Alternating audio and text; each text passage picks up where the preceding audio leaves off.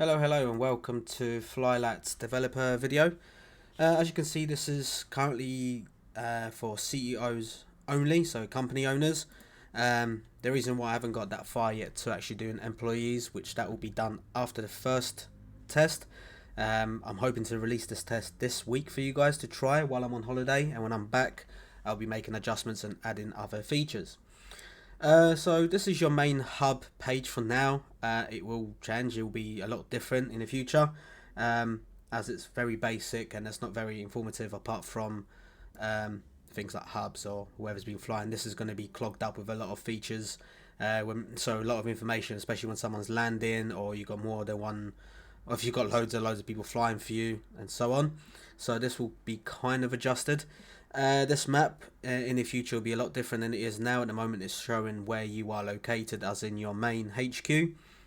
Here you'll be able to choose an option how you want to display the map. So you'll be able to see your current aircrafts, you'll be able to see things like your hubs, your routes, yeah, and then you got the main news feed. So basically something that I need to inform you guys, things like, I don't know, currently there will be, as you can see, currently offline we've got route creating. This is just obviously a placeholder. This information here will be gone, but I'm still showing you anyway. So aircrafts, how many aircrafts your company owns, how many routes, how many hubs, employees, past flights, and active contracts. I will explain more about active contracts shortly. Right, so let's go over to company manager screen. Sorry, let me just update that. There you go. Should be able to access it now.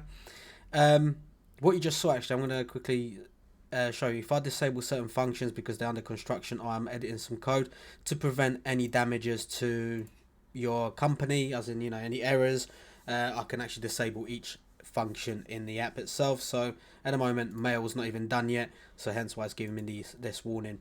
Right, so we're back at company management screen. Here you'll be able to actually rename your company. You'll be able to change your call sign and your location. So if you want to relocate your HQ for some reason, you could do. It's not really something that you would want, but it's there if someone requests it. You got profits this week. Obviously it's Monday. I haven't done a flight. Last week I made 79, well, nearly 80,000 in credits. Bear in mind, credits is a currency that we're going to be using during beta while I'm still in development for this. Currencies will be coming out, things like dollars, euros, pounds, and other currencies, and who have its own currency converter built into it as well.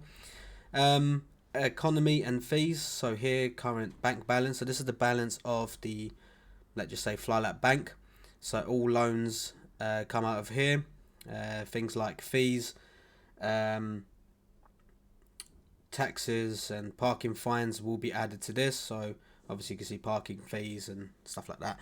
Interest rates and total fuel cost. This is just a placeholder, but interest rates will depend on your company rep, and it will as well with things like inflation rates that will fluctuate up and down. The first one, there's going to be 3 actually, but at the moment there's 2. So first one is if you got low rating, so you pay the interest rate, you pay obviously higher interest rate. And then let's say if your company's very respectful, got high rep, really good pilots and good rating, you actually be able to get lower interest rates on loans, and things like that. Total fuel cost, this will be updated every day just after midnight Zulu time. So this will update to average cost of aviation fuel, and this will adjust itself. The reason why I put fuel cost in there, you'll be able to actually buy fuel. So let's say it's 112, you buy that, and tomorrow if it's 172, for example, you can actually sell your fuel to other airliners. I'll go into that more details of that in a minute. Parking fees, so this depends on the airport size, and it will depend on aircraft classes. I do have classes for each individual aircraft. We've got A, B, C, D, and E. So those are done by size of how many passengers it can hold, how many pilots it requires to fly that plane. So we've got hub construction costs. They vary from the airport size as well. Hub workshop costs, how much it costs to build a workshop there. That also adjusts according to the price. According to the size of the airport. Ignore this for now. I'm looking what to place here. So let's go over to routes. So you can see the breakdown for all the routes that my company has got. At the moment I only got 4 routes. This will show you all the routes that you've got. In the future, when you click on this, it actually shows from point A to B. At the moment that's not coded in. So fly passenger route, obviously be able to fly it. It shows you the flight setup. In fact, let me just show you. Yeah, so it's something like this, a little bit different than it is in Airtel. So you choose your departure. At the moment I don't have an aircraft there. I don't even think I've got an aircraft at that airport. No. Let me just see where one of my aircrafts is. I'll have a look in a minute. But yeah, so just I want to fly this. Your aircraft will be here. You pick the aircraft that you want. Seat plan layout. This is not functional yet because I haven't got seat plans done. Announcements and audio plus. Right. From their full version, this will be gone because everyone that has got Flylat subscription gets audio plus. So there's no need for you to toggle. Announcements. So your airline will appear here, but if you don't want to use your airline announcements, you'll be able to just choose any of these, just as you do in Airtel. Right, let's go back to routes quickly. Now I'm going to show you this other function. Oh, sorry, let's show you creating routes. Minimum pilot rating. So what that means is 0 means everyone in the company can fly, and so on. If you've got 1, anyone with 1 above, 2 above, 3 above, 4 above, and 5. So if you set to 0, anyone can fly. If you set to 3, anyone with 3 and above can fly it. So this is kind of an idea that I come across, like having pilot ratings or ranks in your company. So if you want new pilots to kind of gain a rank, so let's say someone joins your company that you don't know how to fly, you just give them a 0 rating, and then they can ask you for a higher rating in the future. What's the point of these ratings? So 3, 4, and 5. If you create a route with 3, 4, or 5, they're all going to have certain standards you have to, to oblige by. So let me give you an example of 5. 5 will require your pilot to turn on the lights at specific places where you have to turn on lights. If your pilot fails to turn on the light, what will happen is your airline will get fined. Let's say landing lights, if you don't turn them on at a certain height or close enough to the airport, your company will actually get fined 30,000 credits, or euros as it is in in Europe. Things like ground speed, so when you're on the ground you got to maintain as you can't go above certain speed, and things like that. Even let's say at a certain height you can't go over a certain speed. So things like this will be considered. So much taxi lights, the whole lot. So yeah, and if you do, let's say, have level 5 and that pilot does everything within that standard, you get higher rep. So you actually gain more and more rep whenever you're doing that. And obviously 4 will be a little bit less. So for example, I think 3 I've disabled that you require landing lights at certain points, but that's something I'll be working further on as development goes on throughout the year. Flight number.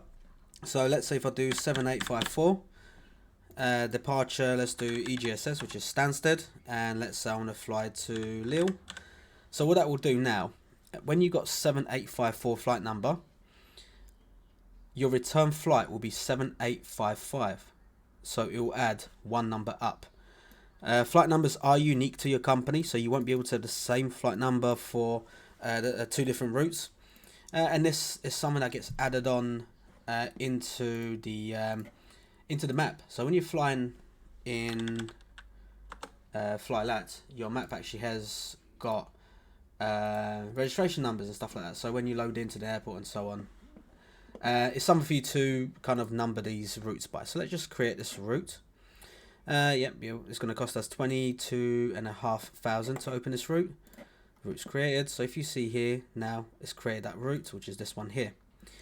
Profit, so how much profit you've made so far from this route. Have I been flying? These are all fresh routes.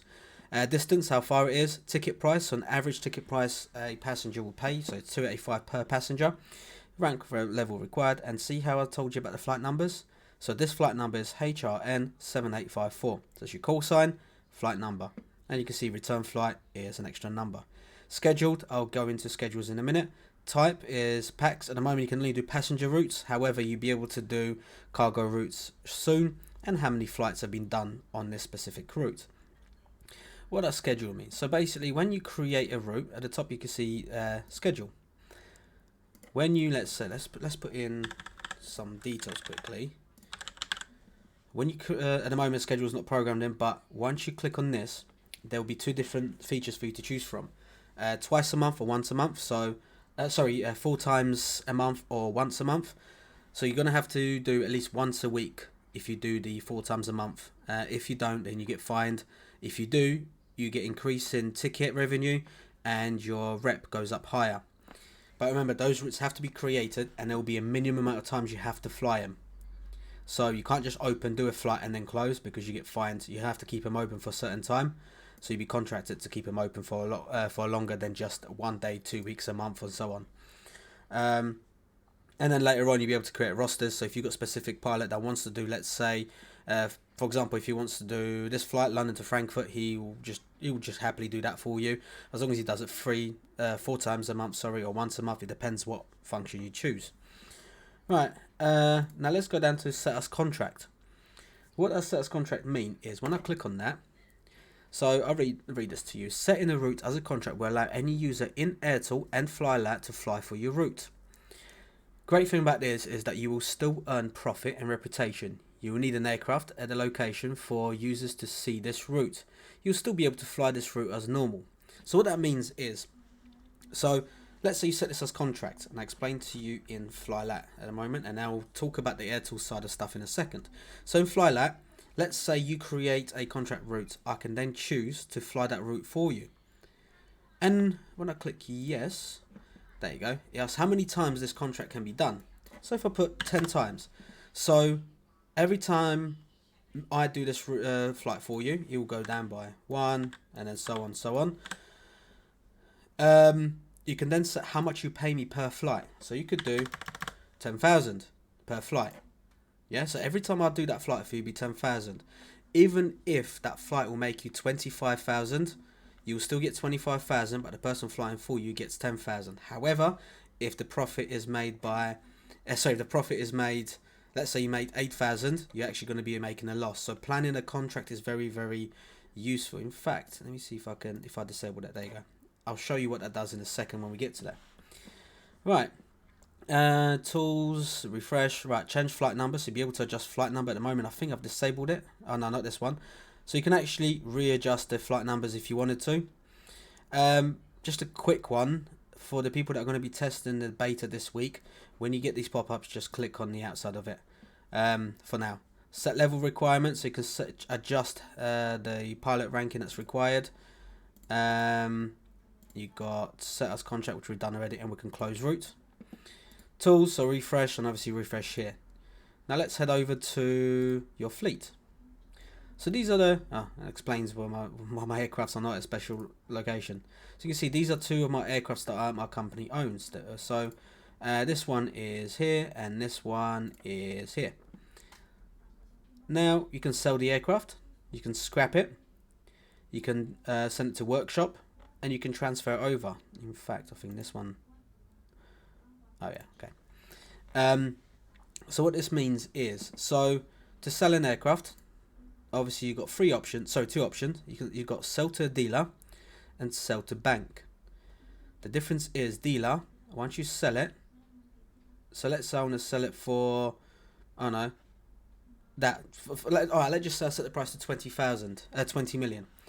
It then goes on to the second-hand market, and then any other company owner can actually buy the aircraft from you, and then that's when you get their money. So if I put it up online now,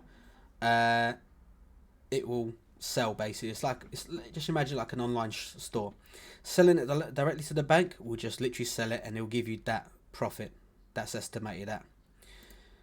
So click on no, scrap. So you can actually scrap an aircraft. So if the condition is so poor that it's not good, you can't fix it anymore, you can just scrap it. You don't get any money, however you earn rep for scrapping an aircraft. Right, workshop. You can send the aircraft to workshop to get it fixed. At the moment, this won't be a good idea for me to send. However, I don't have a workshop at this location, so I'll get to that in a second as well. Transferring an aircraft. Now this is something similar to contracts. So let's say I want to move this aircraft to Stansted. So I'll click on that. AI transfer, just like in Cargo Sim that we had in Airtel. If you don't know about that, once you click on that, It will calculate how long it would take and how much it will cost for you to transfer it. It's done by per mile. Company job board. So let's say if I want one of my employees to do it, I'll post it on a company job board. So like a notice board saying, look guys, I need this aircraft transferred to Stansted. If anyone could fly it for me. Public job board, which I'm going to do now. I'm hoping I didn't disable this. I'll pay, let's say 4,000. Okay, I've done it. Right, so I've set it to company job. I set it to global job board. It's set as busy. Right, so when I chose to transfer the aircraft, it's done by public. So I've done it by public. So people, it's the same thing with routes. If you set a contract as public, in Airtel it will appear as a contract/mission, which means anyone using Airtel will be able to transfer the aircraft for you. To them, they're doing a mission. It's basically like creating events. You still get your profit. When it comes to routes, however, if you don't have an aircraft available, you make half of everything. So let's say if the profit is 20k, you're only gonna make 10k. If you get 1,000 rep for it, you get 500. That's if aircraft is not available. So bear that in mind. However, it's quite easy to make money this way, just because the job is there and people could just fly it back and forward. Right, let's go over to job market. I'll come back to hubs and employees in a second. So as you can see, these are the jobs I posted earlier. So obviously I've done it myself, so it won't come up accept. But normally, if you're not from this company, it will come up accept. So aircraft transfer, as you can see, I need it transferred from here to here, and it's one trip. So if someone completes it, they'll get 4,000. Personally, I wouldn't bother doing it because 4,000 is nothing. However, it's up to you. If one of your company employees sees this job, he can actually do it for you.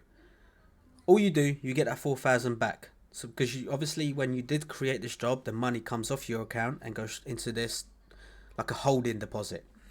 And then when you do it, it will literally just cancel. Now let's just delete this job so we know what we're doing.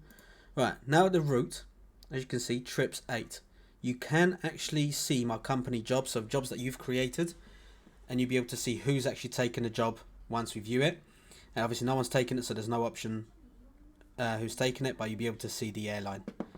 That's basically it. What else have I done here? Oh yeah, so yeah, you can fly this job if you did accept someone else's job. Report contract, so if you feel that the person's being irresponsible or something's not right here, you can actually report the job for one of my admins or myself to look at it.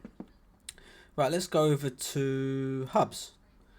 So hubs are areas where you can actually store your aircraft free of charge. So when you have a hub, you'll be able to store your aircraft. So remember when I showed you the parking fees? So let's say one of my aircraft is actually here.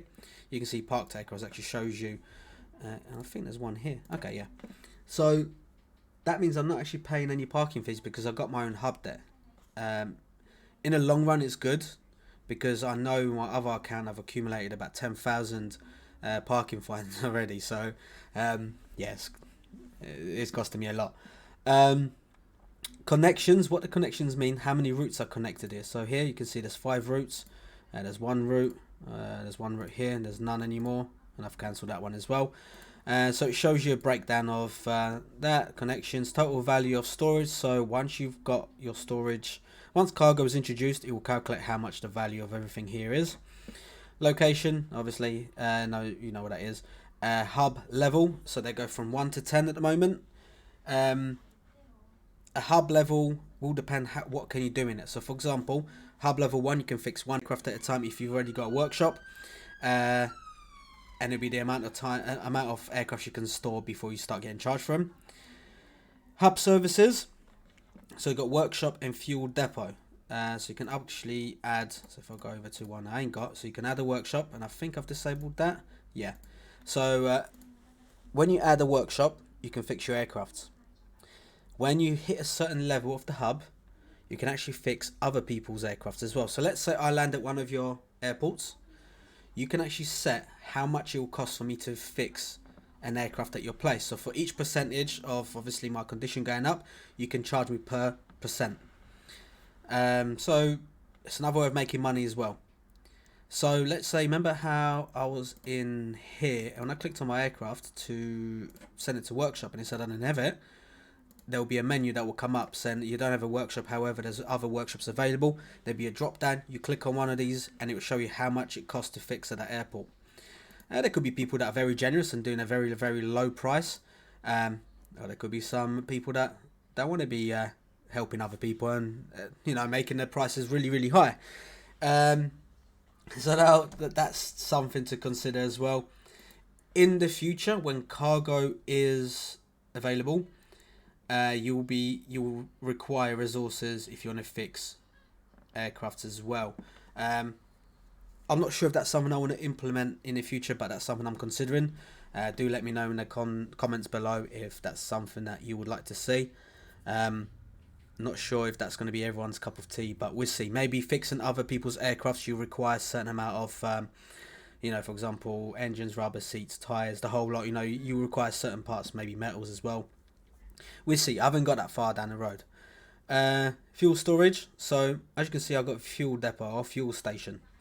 What that means is, remember I said to you at the beginning when I was showing you here, fuel cost is 112. So this hub, I'm charging 148 per litre.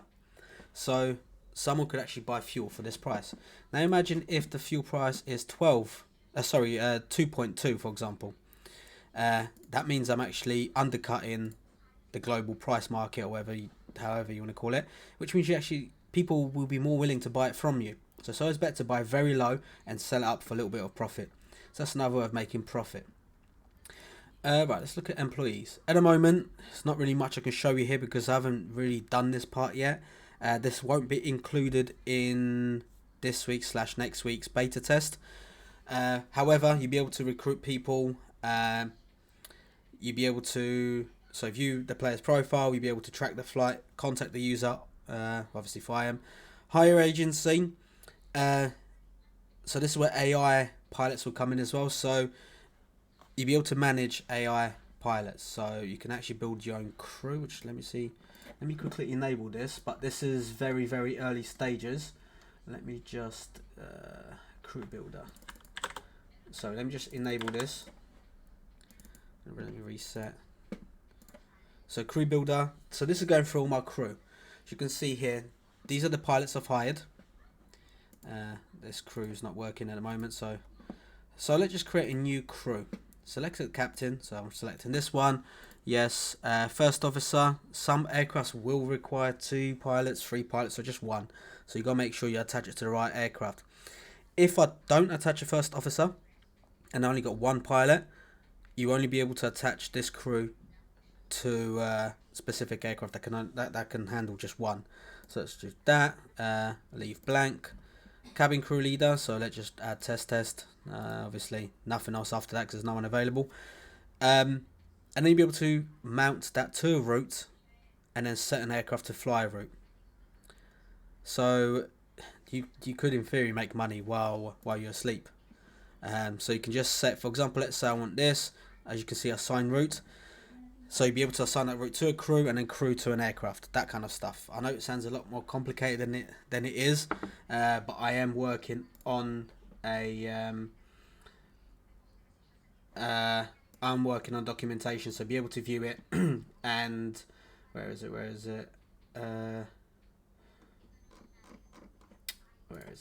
Sorry, let me just show you this quickly. You can see I'm working on documentation, how it works. I mean, it's very early stages as well. I've literally started this today as I'm going along. So yeah, there will be a breakdown of everything, and there will be visual videos to guide you through it. Once it's released, I will be hosting live training sessions. So I'll be able to do once a week. I can do a live stream of explaining how things work in this. So yeah, I think that's about it for now. Oh yeah, settings. At the moment, during closed beta, unfortunately, it's only available for Microsoft Flight Sim, and none of this function works. So honestly, it's not even a point of you coming in here adjusting everything. First closed beta is available, I'm hoping this week, at the end of this week or the beginning of next week. I'm hoping to finish off certain features and it's ready to go. if you haven't if you haven't applied yet to do a closed test beta, there will be a link at the bottom description. Feel free to join up. It's free, and then you'll be able to test it out. I think that's it. So I'm hoping to produce more information as the week goes on. I've done several flight tests. You can see exactly 15, and it does work. I was able to complete entire flight. So yeah, thanks for watching. Hopefully this kind of makes sense what this is going to be. Let me know what you think in the comments below, as I'm always happy to receive feedback. And let me know if this wasn't confusing, because I do tend to confuse people with how I describe stuff. Thanks for watching, and I'll see you in the next update.